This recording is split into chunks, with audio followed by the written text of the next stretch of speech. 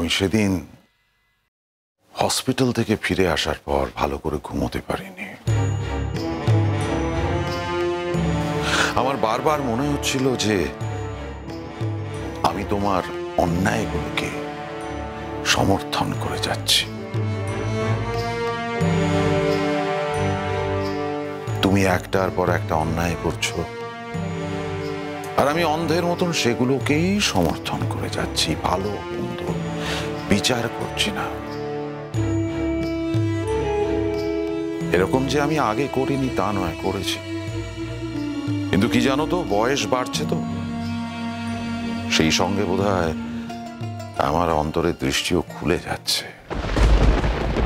চেতনার উন্মেষ হচ্ছে। আর তখন আমি নিজের দোষগুলোকে বুঝতে পারছি। আমি তো মানুষ, রক্ত মাংসের মানুষ। ভুল আমারও হয়, আবার সেই ভুলগুলোকে আমি শুধরেও নেই। দিদিভাই, তুমি কিন্তু সত্যি অন্যায় করেছো, একের পর এক অন্যায় করে গেছো, আর আমি তোমাকে অন্ধের মতন সমর্থন করেই গেছি। আর সব থেকে বড় অন্যায় কি করেছো জানো? যেই মানুষটা তোমার উপকার করতে গেছিল, যে তোমার নিজের রক্ত দিয়ে বাঁচিয়েছে, সেই মানুষটার তুমি এত বড় ক্ষতি করতে গেলে।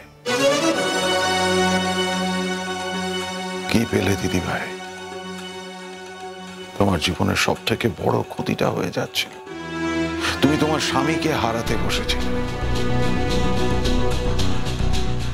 You don't deserve this. রেশমি, আমার এটা শুনে ভালো লাগছে যে তুমি তোমার অন্যায়টা বুঝতে পেরেছ। তুমি পুবলুর কাছে ক্ষমা চেয়েছ। ক্ষমা, অনুতাপ মানুষের প্রায়শ্চিত্ত, জানো তো। অনেক পাপ ধুয়ে যায়, এই কথাটা মাথায় রেখো। আর এইরকম অন্যায় আর কোনোদিন করো না, তাহলে দেখবে তুমি একা হয়ে গেছো, তোমার পাশে আর কেউ নেই, কাছের মানুষ। কোথাও গিয়ে আমিও বড় একা। থাকে, এটা জেনে রাখো যে তোমার এই অন্যায়কে আমি সাপোর্ট করলাম না, আর কোনোদিন করবো না। এরকম অন্যায় আর করো না। আমার এই পুরো মানুষটার এটাই তোমার কাছে অনুরোধ।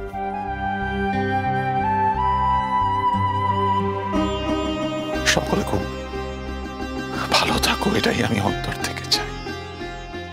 খুব সুখী হও। পুবলু, দাদু ভাই ওকে একটু সামলাও তো। সবাই মিলে এত কিছু ওকে অপমান করছে, ও আর নিতে পারছে না। এরপর যদি কিছু করে বসে, আমার আর ভালো লাগছে না। অন্যায় তো করেছে দিদি ভাই, কথা তো ওকে শুনতেই হবে। রেশমি, চলো উপরে চলো। চলো। না না ঋতুরাজ, আমাকে কনসোল করার কোনো দরকার নেই। সবাই যা বলছে তা ঠিকই বলছে। আমি অপমানের যোগ্য। আমি এটাই ডিজার্ভ করি। আমি তো সত্যি একজন খুনি, একজন অপরাধী। আমি নিজে স্বীকার করছি তো, আমি যা করেছি অন্যায় করেছি। আমি ভুল করেছি, আমি এটাই ডিজার্ভ করি। কিন্তু ট্রাস্ট মি, আমি আর কখনো এরকম কিছু করবো না। আমি সত্যি ভেতর থেকে বুঝতে পেরেছি সবটা। আর কখনো এরকম অন্যায় হবে না আমার।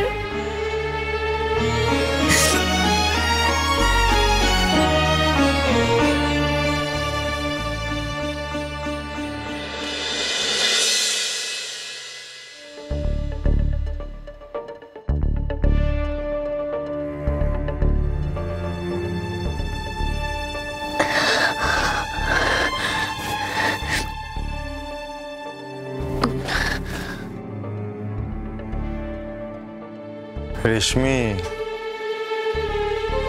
আরে কি গো, তুমি এখনো শুতে এলে না? কটা বাজে খেয়াল আছে? আবার তো সকালে উঠতে হবে। আমার ঘুম আসছে না ঋতুরাজ।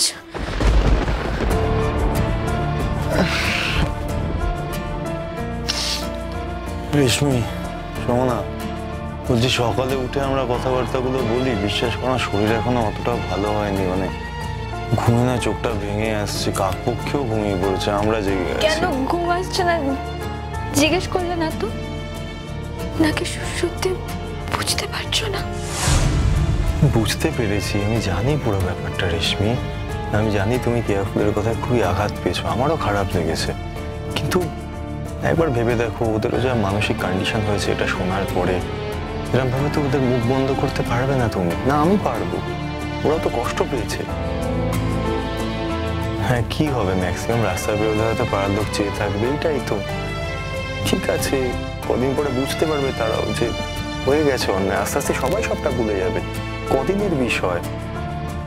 দেখো সবাই এটা জানে যে আলটিমেটলি মানুষই তো ভুল করে। এই ছোট ছোট বিষয় থেকে তো মানুষ নিজের ভুল শুধরায়। যেরকম ভাবে তুমি শুধরাচ্ছ, তুমি বুঝতে পেরেছো, অন্তর থেকে তুমি ফিল করতে পেরেছো। আমি সেটা ফিল করতে পারছি। আমি তো জানি, আমি জানি, জানো তো ঋতুরাজ, আমি জানি আমি অন্যায় করেছি, আমাকে আমার পাপের প্রায়শ্চিত্ত করতেই হবে। আমি সবটা জানি, কিন্তু তাও এই যে সবাই আমাকে কথা শোনাচ্ছে না, জনের জন্য আমি নিতে পারছি না। আমার কিরকম একটা ভেতরে কেমন একটা হচ্ছে, আমি ঘুমোতে পারছি না। শোনো না, আমি মরে যাই, আমি নিজেকে শেষ করে দিই, ওটাই সব থেকে ভালো হবে। তাহলে কাকে আর কথা শোনাবে? আমি তো থাকবো না। আমাকে তার কথা শোনাবে। কি হচ্ছেটা কি রাত্রিবেলা? কেন? আমি তোমাকে বলছি। জানি আমি তোকে স্ট্রেস দিয়ে ফেলছি, আমি ঘুমোতে পারছি না ঋতুরাজ। আমি চোখ বন্ধ করলেই না, চোখটা বন্ধ করলে অজস্র হাত আমার থেকে তেড়ে আসছে, আমার থেকে আঙুল তুলে যেন সবাই বলছে তুই অপরাধী, তোর বেঁচে থাকার অধিকার নেই, তুই অপরাধী, তুই মরে যা। আমি পারছি না। রেশমি কি হচ্ছে? আমি এটাও জানি তুমি তো আমার হাজবেন্ড, তুমি ওকে অনেক ভালোবাসো, তাই সবসময় চেষ্টা করছো আমাকে সান্ত্বনা দেবার, সবসময় চেষ্টা করছো, তুমি সবসময় চেষ্টা করছো আমার পাশে থাকা। এরকমই হয় না ঋতুরাজ? এরকমই হয় বোধহয়। ঈশ্বর খারাপের সঙ্গে সবসময় ভালোকে জুড়ে দেয়, আর দেখো ভালোর সঙ্গে খারাপকে জুড়ে দেয়। তাহলে তুমি কত ভালো বলো তো, আর আমাকে দেখো, আমাকে দেখো, ছি, তুমি যতটা ভালো আমি ঠিক ততটাই খারাপ। রেশমি আমি তোমায় বলছি, প্লিজ তুমি নিজের জাজমেন্ট নিজে করো না। তুমি তোমার ভুল বুঝতে পেরেছো, আমি সেটা বুঝতে পারছি, তাহলে তুমি কেন নিজেকে এতবার করে বলছো? আমি তো বলছি তোমাকে, মানুষ একবার ভুল করে, দুবার ভুল করে, তিনবারের বার নিজেকে শুধরে নেয়। তোমার ক্ষেত্রেও হয়তো তাই হয়েছে, তোমার ক্ষেত্রেও দেখে নিও তাই হবে। আমার মনে হচ্ছে না আমি খুব একটা ভুল কথা তোমাকে বলছি। ঋতুরাজ, আসল কথাটা কি বলো তো? তুই তো খুব ভালোবাসো না আমার, বড্ড বেশি ভালোবাসো তুমি আমার। সেজন্য সবকিছু এত বেশি সহজে হয়তো অ্যাকসেপ্ট করে নিচ্ছ, কিন্তু বাইরের সমাজ তো সেটা করে না। সবাই আমাকে ঘৃণ্য চোখে দেখে, আমি বাইরে কারোর থেকে চোখ তুলে তাকাতে পারি না, কেউ আমার দিকে তাকিয়েও দেখে না, কেউ কিচ্ছু মেনে নেয় না। আমি তো সত্যি অপরাধী না, আমাকে শাস্তি দিতে হবে। হ্যাঁ, নিজেকে আমি শাস্তি দেবো। রেশমি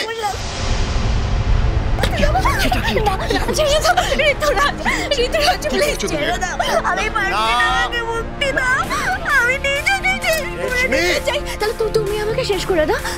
আমি কিন্তু খুব বকবো, খুব বকবো। আমি অনেকক্ষণ ধরে বলছি ঘুমাতে হবে, সকালে উঠতে হবে। কি হচ্ছে কি এগুলো? কেন সব উল্টোপাল্টা কথা বলছো তুমি? অনেকবার তোমাকে বারণ করেছি না, বসো এখানে চুপ করে, বসো। ইউ শুড বি, বসো। কি হচ্ছে নাকি এগুলো? হ্যাঁ, কতবার বলেছি মৃত্যুর কথা মুখে আনবে না? বলেছি তো তোমাকে, কেন এই কথাগুলো বলো? মানুষের যখন দেওয়ালে পিঠ থেকে যায় না ঋতুরাজ, কিচ্ছু কিচ্ছু সে দেখতে পায় না। আমি যখন আশপাশটা দেখছি না, চারিদিকটা শুধু ধুধুমার, শুধু মরুভূমি, শুধু মরুভূমি।